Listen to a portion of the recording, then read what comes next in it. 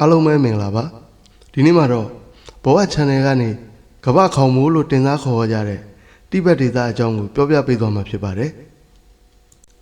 တိဘက်ဒေသဆိုတာပင်လယ်ရေမျက်နှာပြင်အထက်ပေပေါင်း15000ကျော်မြင်ပါတယ်ကုန်းမြင့်ကြီးတစ်ခုဖြစ်ပါတယ်ဒီကုန်းမြင့်ကြီးမှာဆိုရင်တာမန်လူသားတွေအတွက်အသက်ရှူဖို့တောင်ခက်ခဲလောက်အောင်အောက်ဆီဂျင်နည်းပါပါတယ်ဒါပေမဲ့ဒီလိုကြမ်းတမ်းတဲ့ရေခဲတောင်တွေပြန့်နေတဲ့နေရာမှာကမ္ဘာကမသိသေးတဲ့လှုပ်ဝက်ချက်တွေများစွာဖုံးကွယ်ထားပါတယ်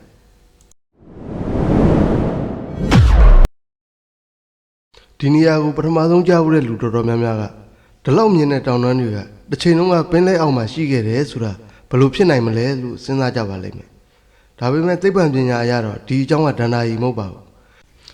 လွန်ခဲ့တဲ့နှစ်သန်းပေါင်း90လောက်ကတိဘက်ဒေသတီသေးလို့ခေါ်တဲ့ပင်လယ်ကြီးရဲ့အောက်မှာရှိခဲ့တာပါနောက်ပိုင်းမှာအိန္ဒိယမြေလွှာချက်ကယူရေရှားမြေလွှာချက်ကြီးကိုတဖြည်းဖြည်းဝင်တိုက်လာတဲ့အခါပင်လယ်အောက်ကကျမ်းမြင့်တွေကအပေါ်ကိုတွန်းတက်လာပြီးဒီနေ့မြင်နေရတဲ့ကမ္ဘာအမြင့်ဆုံးကုန်းမြင့်ဖြစ်ပေါ်လာတာပါဒီအချက်ကိုသက်သေပြနေတဲ့အရာတွေကတော့ဒီနေ့အထိတိဘက်တောင်ထိပ်တွေမှာပင်လယ်သရဝါတွေရဲ့ကြောက်ပြည့်ရုပ်ကျွန်းတွေကိုတွေ့နေရတာပါပဲ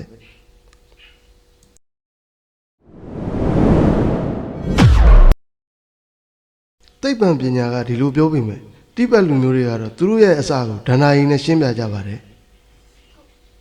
သူတို့ရဲ့ဒဏ္ဍာရီအရတိဘက်ဒေသရေချောက်ပြီးတဲ့အခါမှာဒီနေရာမှာတရားအထုတ်နေတဲ့မြောက်ဖို့တစ်ကောင်နဲ့ကြောက်ဘလူးမတစ်ကောင်တွေ့ဆုံခဲ့ကြပါတယ်မြောက်ဖို့ကဖျားလောင်းဘွားဖြစ်ပြီးဘလူးမကတော့အင်အားကြီးမှတဲ့သရဝါတစ်ကောင်ပါနောက်ဆုံးမှာတော့ဂယုဏစိတ်နဲ့မြောက်ဖို့ကဘလူးမကိုလက်ထပ်လိုက်ပြီးသားသမီး6ယောက်မွေးပါပါတယ်အစာပိုင်းမှာမြောက်ပုံစံရှိပေမဲ့အချိန်ကြာလာတာနဲ့အမျှလူသားအဖြစ်ပြောင်းလဲကြတယ်လို့ယုံကြည်ကြပါတယ်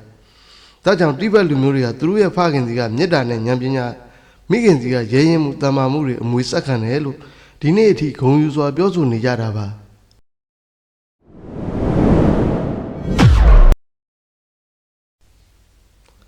ဒါဆိုရင်သိပ္ပံပညာကဘာပြောလဲတိဘက်ကုန်းမြင့်မှာဆိုရင်အောက်ဆီဂျင်ပမာဏကမြေပြင်ထက်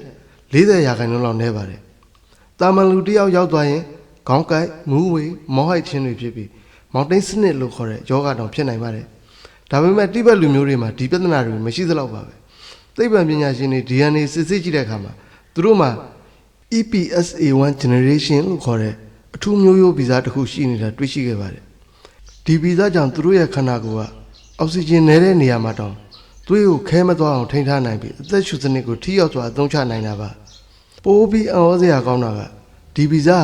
လွန်ခဲ့တဲ့နှစ်တောင်းချီရင်ကပျောက်ကွယ်သွားတဲ့ဒီနိုဆိုဗန်လို့ခေါ်တဲ့ရှေးဟောင်းလူမျိုးစိတ်စီကအမွေဆက်ခံရတာဖြစ်နိုင်တယ်လို့သိပ္ပံပညာရှင်တွေကယူဆကြပါတယ်